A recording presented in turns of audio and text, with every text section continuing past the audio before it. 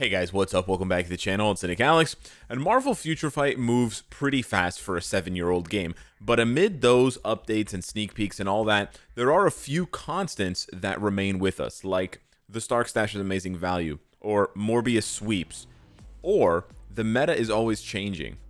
But here I am to challenge that notion that the meta is always changing, because in one sense it is always changing, but in another sense it's not.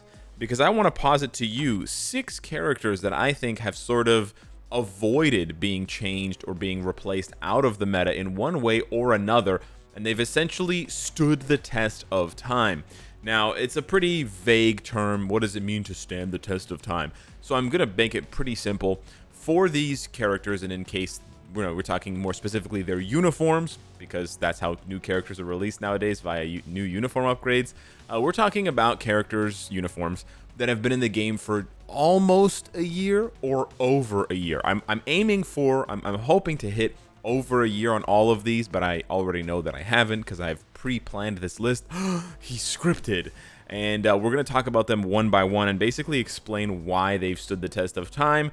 And keep in mind, for most of these, I didn't see it coming, and a lot of other players didn't. So what I thought would be even more interesting than me just telling you 6 characters that are good and have been good for the last 11 plus months, I will also give my prediction for 4 characters that we have in the game now who have been released in the past 4 months, who I think we will be talking about in 8 to 12 months time.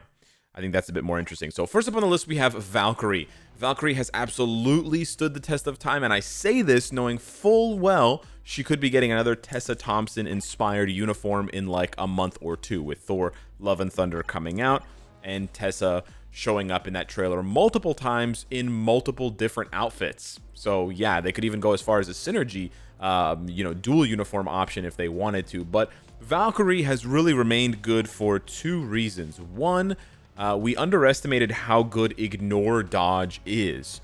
There's so many supports nowadays. We have so many for World Boss Legend and things like that that have increased damage to villains and decreased damage received from villains. That's all well and good. You know, you've got your waves, you've got your taskmasters, etc. Well, taskmaster increases damage to superheroes, but that's not really useful for World Boss Legend yet. But none of them have ignore dodge. And you know who does have ignore dodge? Valkyrie. And that's literally the difference maker. That's all.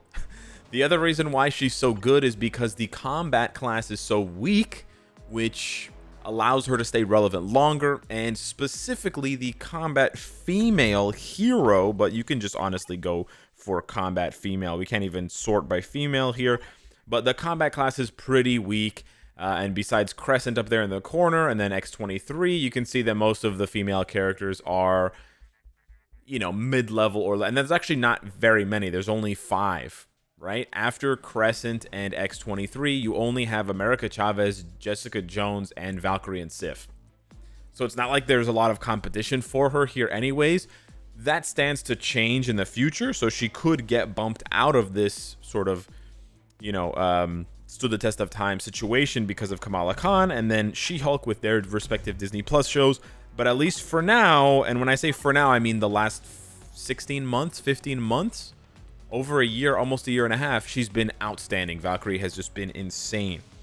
To a lesser degree, but I still want to point out, Luke Cage is my next choice here. And the reason for Luke Cage, I think, being or standing the test of time and still being somewhat relevant, although less relevant than the other characters on this list, is the fact that A, the combat class moves very slowly, and B, he's still the only good combat type with damage reflect. Not the only good combat type, but the most consistent one by far, to basically put every other combat type, let me rephrase, every other character that deals physical damage in check.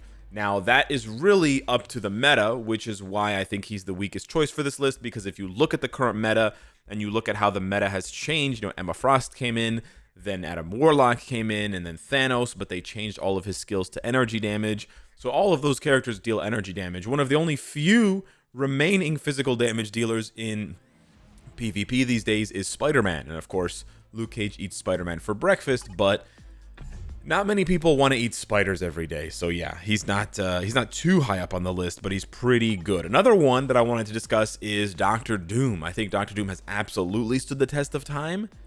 in PvE. Now, he hasn't been out for a year yet, so this one is a little bit of a stretch, but I don't think we're going to get a universal villain coming out in the next month or two that is going to eclipse Doctor Doom that badly.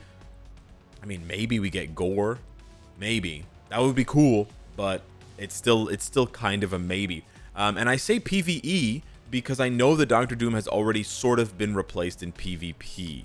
He's still very good for PvP, but he may not be in the top 5 anymore because the top 5 has to include Adam Warlock, has to include SpiderMan, has to include Thanos. So then from there, you have 2 other options. Emma basically always checks Doctor Doom. You got 1 spot left for the old Doctor. I'm not too sure if he makes a top 5. On the other hand, for PvE, he's still number 1.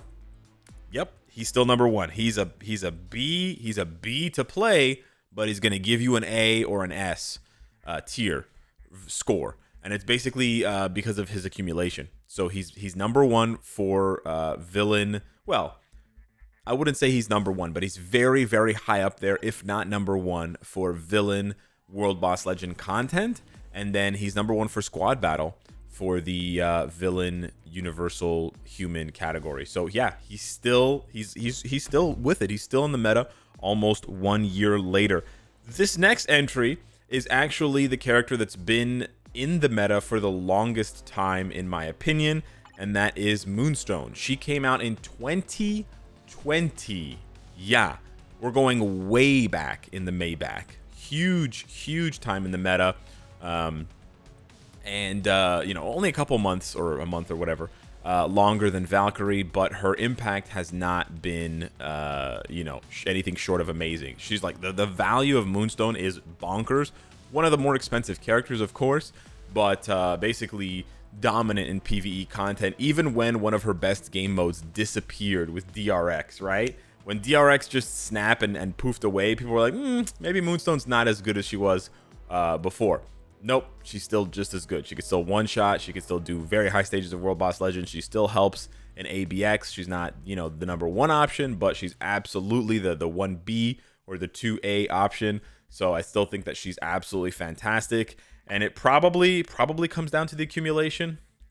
Probably does. Yeah. Well, her 6th skill is cracked as well, the Moonstone Eclipse. But yeah, she's amazing for PvE content. Rounding out the list here, we have 2 more universals to get to. We have Supergiant and then 1 more. If you can guess the next one, hit me down below in the comments. So Supergiant, much like Doctor Doom, has not been out for a year yet. But again, I don't think we're going to be getting a universal female villain character that's going to be better than Supergiant. And Supergiant is basically a slightly better version of Moonstone. She is slightly harder to play than Moonstone, but she does give you a lot with that. And unlike Moonstone, she still maintains a surprisingly good PvP track record and the ability to slide in there with resistance, ignore dodge, guaranteed dodge, damage decrease, crazy iframe ignore on her 3rd skill. Really strong abilities. She just has like a glut. There's so many abilities. Healing, all defense down. She buffs her skill damage, bonus damage. She has accumulation on her awakening skill. She just has so many different weapons. She has invisibility as well and debuff immunity. She has so many weapons, and she's so strong for PvE content that I'm really impressed with her value. And she got one of the best reworks of all time because of how bad she was before then. Let me just remind you what she looked like. Yeah, she really did. Last but not least, on the universal frontier for characters that have stood the test of time, we have Loki. And again, I know Loki did not come out more than a year ago, but again, I don't see a universal character. I'm just going to say universal. I don't see a universal character coming out that's going to be better than Loki for everything that he's amazing for, because he's number 1 for Dimension Rifts. He's number 1 for Dispatch, right? He's number 1 for ABX. These are multiple different game modes that in the past have had completely different characters be best at for them. And Loki's like, nah, I'm just going to combine all that into one juicy package. And he's by far the cheapest character of the ones we've mentioned recently by like a country mile. So Loki's PvE value is absolutely bonkers. And if you invested in him right when he came out, man, you've been reaping the rewards for months now. And I would guess you're going to continue to reap the rewards as well. He's absolutely insane. Now, for the 4 characters that I think are going to stand the test of time that have not been released until very recently. We're going to sort of rapid fire go through these, but some of them are a bit more obvious than others. We have SpiderMan coming up first. I just think that he is so well built, and the weapons that he has with the damage burst and the guard hit on the 5th skill and the iframe ignore on the 4th skill, with this uniform specifically for PvP, I'm sort of honing in on that for him. I do think that maybe better characters will come out. Maybe he'll get checked here and there, but I always think he will have a place in the PvP meta. Not always, at least for the next year, I would guess.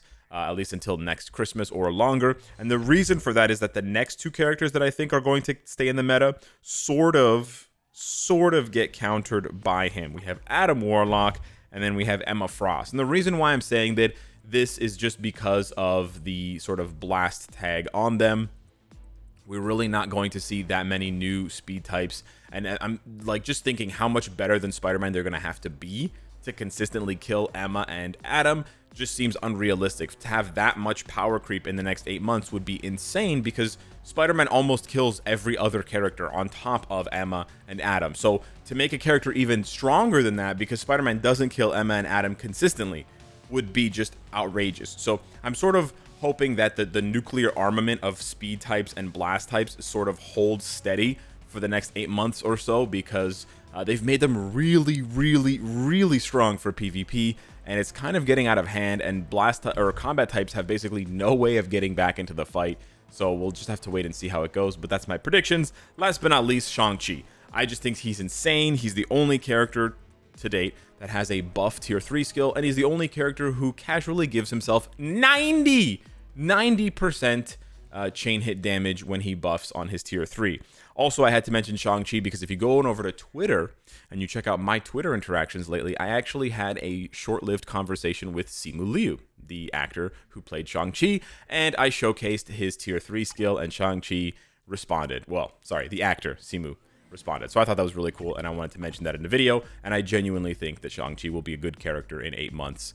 Or not even 8 months, because he came out in September, so he only needs another like 4 or 5 months to technically, qualify for this list. But anywho, hit me up in the comments down below. Let me know if there's any characters that you think I missed that have stood the test of time. Thank you so much for watching. Smash the like button, and I'll see you in the next one. Take care.